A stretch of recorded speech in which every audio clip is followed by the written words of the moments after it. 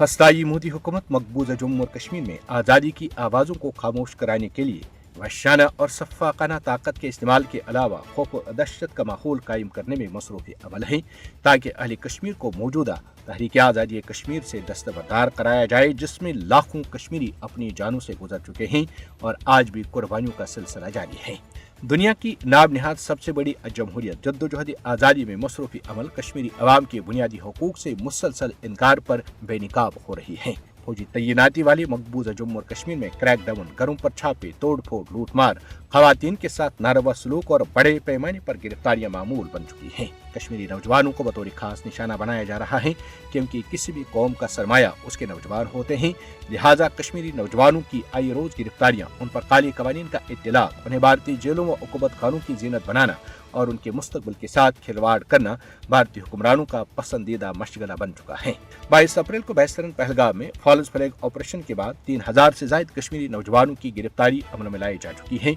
जिनमें से 200 पर पब्लिक सेफ्टी एक्ट और UAPA जैसे बदनामी जमाना कवानीन आयद करके उन्हें 2 बरसों के लिए जेलों में सड़ाया जाएगा। हालांकि इन मासूम कश्मीरी नौजवानों का पहलगाम फॉल्स फ्लैग ऑपरेशन के साथ कोई लेना देना नहीं था, जिसमें 26 भारतीय सैयाह मोदी और उसके टोले अमित शाह, राजनाथ सिंह और अजीत डोभाल की मकरू साजिश की भीड़ चढ़ चुके हैं, जिस पर भारत के इंसाफ पसंद हल्के भी आवाज उठा रहे हैं, जिनमें वाजपेयी दौरी हुकूमत के वजीर खारजा और वजीर खजाना यशवंत सिन्हा काबिल जिक्र हैं कि पहलगाम वाकया बिहार इलेक्शन जीतने के लिए कराया गया है, जैसे कि 2019 में पुलवामा में 40 भारतीय फौजों को मरवाकर उनके नाम पर वोट हासिल किए गए, और ये फन मोदी बखूबी जानते हैं। कश्मीरी अवाम के खिलाफ पुरतशद्दुद फौजी कार्रवाई में खौफनाक इजाफा मोदी हुकूमत की जायज अवामी उमंगों को कुचलने की मायूसी की अक्कासी करता है। भारतीय हुक्मरानों को याद रखना चाहिए कि जबर का कोई भी हरबा और हथकंडा आज़ादी के ख्वाहिशमंद लोगों की इज्तिमाई ख्वाहिश को दबा नहीं सकता, क्योंकि ये दुनिया का मुरवजा उसूल है